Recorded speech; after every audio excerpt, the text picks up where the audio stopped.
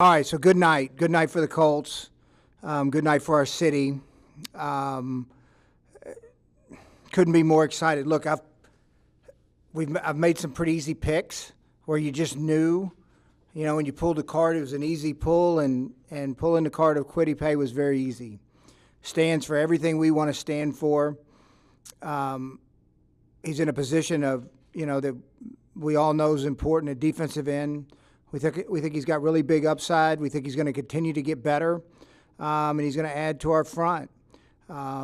He's got an unbelievable story, and just feel very fortunate, tonight. Sometimes it goes your way, and tonight we feel like it went our way. We had opportunities to move back that I think you all know that we like to do, but we love the player, and the price of moving back, we just didn't think it was worth it.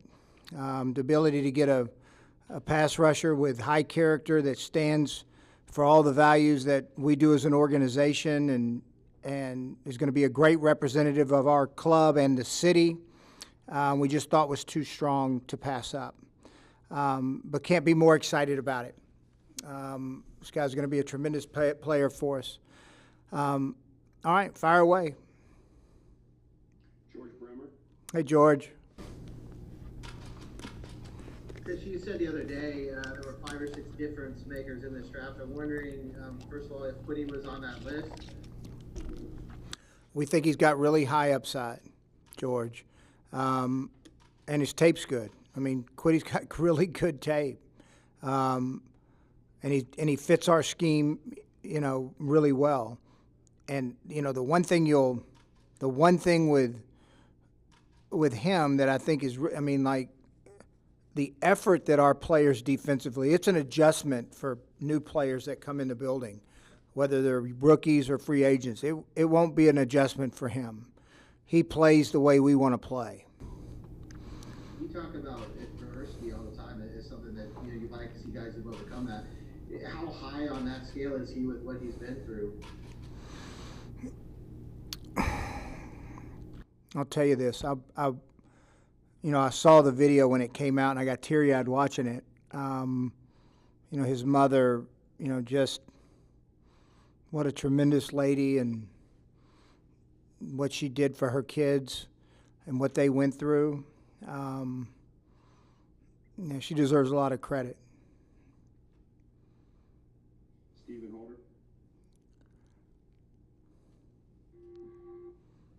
Hey, Stephen. The other day, you emphasized that you won't panic and you won't just take the guy in a position of need. I think, is that what we're seeing here? Because you had options at offensive tackle, and you stuck with a guy that seems like it's your guy. Yep. Is that fair? Yes, that's very fair. I just feel. Look, we talk about this all the time. When you force something, you usually create 2 holes, and you can't do that in the draft. You have to take what you think is the best player at the time. And look, if it's even, then sure, we'll take the need. But we didn't think it was even. We thought we acquired a player that's got some unique talent, and the character to match. That's hard. Like I think that's one of the things that people don't realize. It's easy to draft talent. That's not hard to do. But to draft talent with character, that's difficult. That doesn't always come together. And we've been really fortunate, around here to be able to do it. That's part of who we are and what we look for, and we're very hard. Our scouts do a tremendous job vetting each and every player, and we have a very strict criteria of what we're looking for. And there's guys that we pass that unequivocally could probably help us, but they just doesn't make them bad guys, doesn't make them bad. They just don't fit us. That's okay.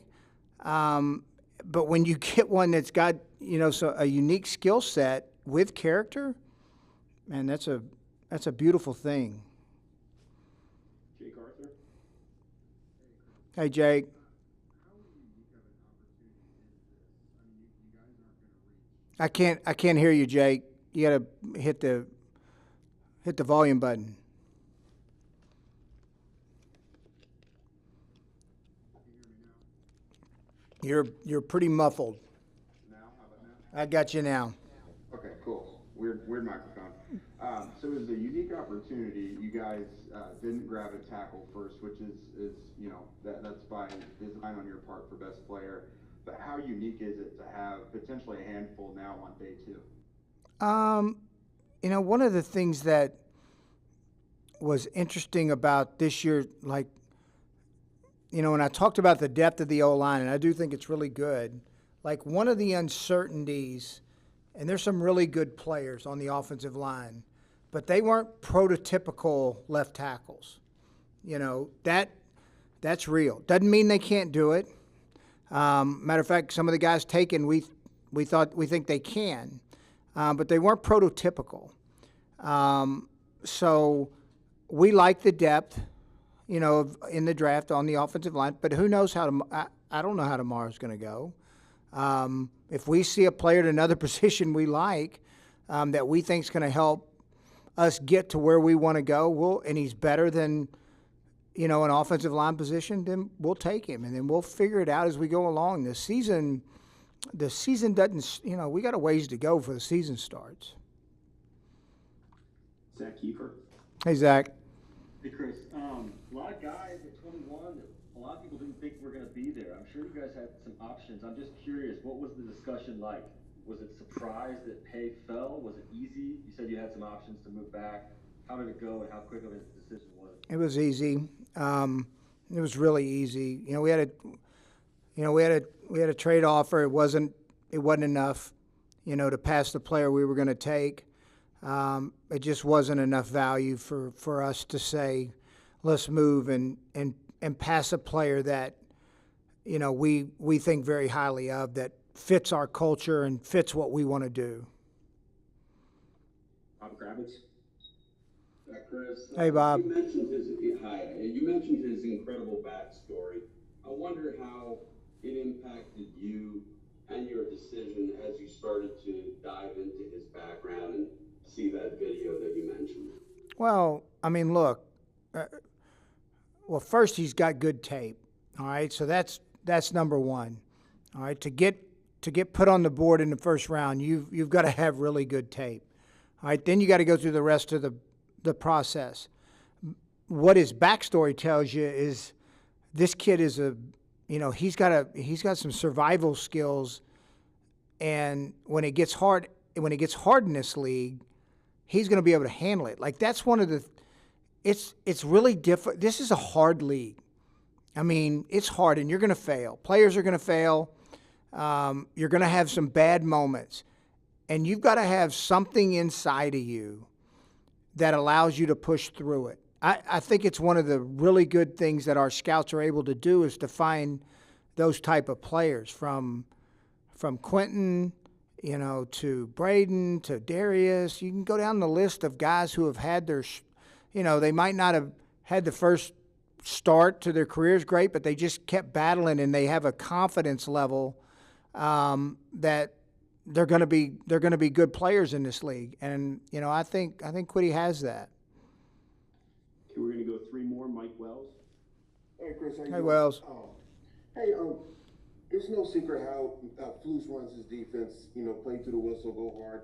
What was it about Kwity on tape that said, okay, this guy is a guy, and he has the tools to fit into this scheme, to have that energy that Darius and the Force and all those guys played with? It was really easy, because his energy, you always look for guys who pop. Do they pop on tape when you're watching, all 22 of them? Who pops off the tape? And Kwity pops off the tape. One with his athleticism and his speed, but also with his effort. This kid, he already plays the way we want to play. He's going to fit in pretty quickly. I know our defensive players were pretty excited. I heard from a few of them. Joel Erickson. Chris, you've mentioned a couple times how easy it was to do the pick. Was Kwity by far the best pass rusher on your board? There was a couple other guys that were really good. We had them all right in the same range. But he's the one that fit us the best. All right, last one, JJ. Chris, you've talked a lot about the culture on defense and how Kwity fits in it so well, but when you drop a player like him that does fit so well in there, already within the established culture, like what can that do for a defense and a team? Well, I mean, it's a collective effort. You know, the star of the defense is the defense. I mean, I learned that from Rod Marinelli. You know, it's all of them. You know, it's all 11. And when you continue to drop talent that plays with the effort that we want to play with, you're just going to continue to, you know, to ascend. I mean, look, I mean, this organization's got a great history of, you know, with Freeney and Mathis, you know, some of the great rushers. I mean, I'm not, you know, my wife asked me, you know, you get excited. Well, absolutely I get excited on draft day. But I'm also a realist where they got to come perform. Like I've almost sobered up, you know, the more I've done this, where, all right, I know we've got a really good player here. Okay, now let's go to the next step, and he's got to come and go through the process of being and developing into a good player. He is a rookie. He's going to be a rookie. So I don't want to get crazy with the expectations, but you know, we think very highly of him. He's going to fit right in. He'll come in and compete, and he'll be a big part of it.